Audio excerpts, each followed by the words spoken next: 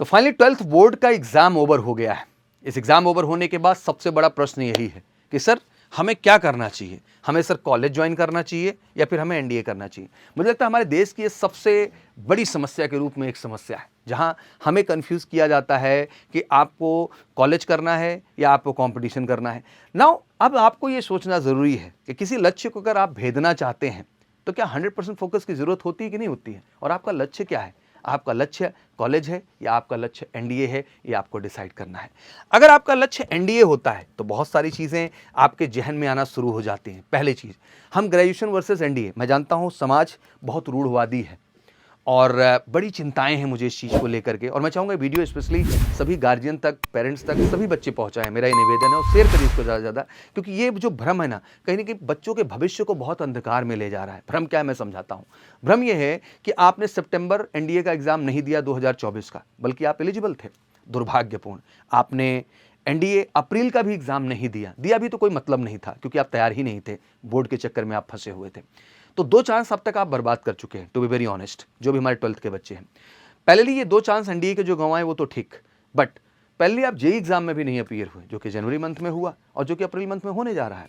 In exam में भी नहीं बैठे। अब इससे क्या प्रॉब्लम हुई, जेई एग्जाम में क्यों नहीं बैठे। एक बड़ा भ्रम ये है कि नहीं सर हम एनडीए दे रहे हैं तो जेई नहीं देंगे, हम जेई दे रहे हैं तो हम एनडीए नहीं देंगे। भाई एक चीज़ क्लियर कर देना चाहता हूँ देश के हर 10+2 वाले बच्चे को कि एनडीए भी जाके आप बीटेक ही करते हैं, ठीक है। और जेई देना इसलिए कंपलसरी है क्योंकि हमारे यहाँ army TS, navy TS 2 direct SSB की एंट्री होती है। आर्मी टीएस भी 2 बार मौका देता है, नेवी टीएस भी साल में 2 बार मौका देता है, 4 एसएसबी। और ये भी आपको ले जाके आर्मी टीएस मतलब ये भी बीटेक कराते हैं, और नेवी टीएस ये भी आपको बीटेक ही कराते हैं।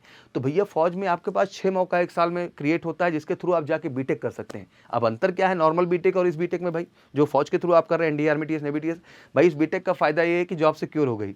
इस बीटेक का फायदा ये है कि सैलरी मिल रही है। इस बीटेक का फायदा ये है कि आप इतने प्रेस्टीजियस ऑर्गेनाइजेशन का हिस्सा बन रहे हैं। इस बीटेक का फायदा ये है कि 1 रुपया आपको नहीं लगना है एग्जैक्टली। बट उस बीटेक में बड़ी लड़ाई है। तो भाई आज नोट कर लो इस पॉइंट को भी कि हर बच्चा जो एनडीए एग्जाम दे रहा है उसको जेई देना है, नहीं देगा तो 4 एसएसबी कमाएगा। और जो बच्चा जेई एग्जाम दे रहा है ऑब्वियसली 4 एसएसबी मिलेगी, 4 मौके मिलेंगे आपको बीटेक कॉलेज ज्वाइन करने का गवर्नमेंट का, लेकिन एनडीए दे देंगे तो आपका सरप्लस हो जाएगा। तो मुझे लगता है कि जेई और एनडीए एक बड़ा ही जो है कह सकते हैं कि बेस्ट कॉम्बिनेशन है जो हर कैंडिडेट को अप्रोच करना चाहिए।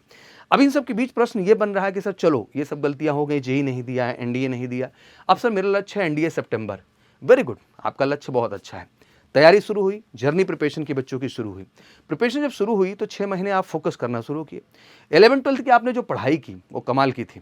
बहुत बच्चों ने बहुत अच्छी पढ़ाई नहीं की है, और उसका दुर्भाग्य कहीं ना कहीं देखने को मिलता है, क्योंकि यूपीएससी का एग्जाम है, स्टैंडर्ड एग्जाम है, जेई स्टैंडर्ड का एग्जाम है। तो लाजमी सी बात है कि बहुत सारे कैंडिडेट सितंबर में अच्छा परफॉर्म नहीं कर पाते हैं। बट हाँ, ये कमिटमेंट हमारा रहता है कि इन 6 महीने में हम 100% सफलता आपकी सुनिश्चित करेंगे। बस जो हम पैटर्न फॉलो करा रहे हैं उस पैटर्न को ईमानदारी से आप फॉलो कर ले जाएं। बट इन सब के बावजूद सफलताएं नहीं होती हैं। अब अहम यह है कि 2025 आपके हाथ से जा रहा है, अब 2026 की चिंता होना जरूरी है। लेकिन जैसे ही 2026 की चिंता आप करते हैं, 2025 में आपको किसी करस्पॉन्डेंस कॉलेज में ले जाके एडमिशन करा दिया जाता है। अब आप 2 नाव पे सवार हो गए। एक तरफ आपका लक्ष्य है कि 2025 तो मेरा गया सर, न मैंने अप्रैल में अच्छा कर पाया ना सितंबर में। अब 2026 अप्रैल आपके हाथ में था, एनडीए भी, और 2026 में जो है आपका जेई भी। अब आपको उस पर फोकस करना था, लेकिन जैसे ही आप उस पर फोकस करने के लिए बढ़ते हैं वैसे ही आपको एक बीएससी रूपी, बीए रूपी करस्पॉन्डेंस भार दे दिया जाता है। अब ना आप इधर के रह गए ना इधर के रह गए। बच्चा इस तरह से कंफ्यूज होता है और अपना करियर बर्बाद कर लेता है। मैं सभी गार्जियन से हाथ जोड़ के निवेदन करना चाहता हूं कि सर प्लीज़ इस ऑर्थोडॉक्स पैटर्न से थोड़ा सा बाहर निकलिए। आप समझिए गंभीरता के साथ, कोई भी तैयारी सर एटलीस्ट 1 ईयर का फोकस मांगती है, और 1 ईयर का ही प्लान हमने दिया एमकेसी के अंतर्गत एनडीए प्लस जेई का, जिसमें हम सितंबर तो टारगेट कर ही रहे हैं, बट सर पहले हम अप्रैल एनडीए जेई और मई में सीयूटी एग्जाम को जरूर टारगेट करते हैं, और वादा करते हैं कमिटमेंट तरीके से कि जो बच्चा इस प्लान का हिस्सा बनता है सर, हम पहली कोशिश की फौज से जाके उसको हम obviously free of cost graduation job secure होगी। अदरवाइज सर जेई और सीयूटी में भी इतनी अच्छी रैंक देते हैं कि बच्चे को कोई अच्छा कॉलेज बीटेक के अलॉट होता है और अपने सही दिशा में सही करियर में जा पाता है।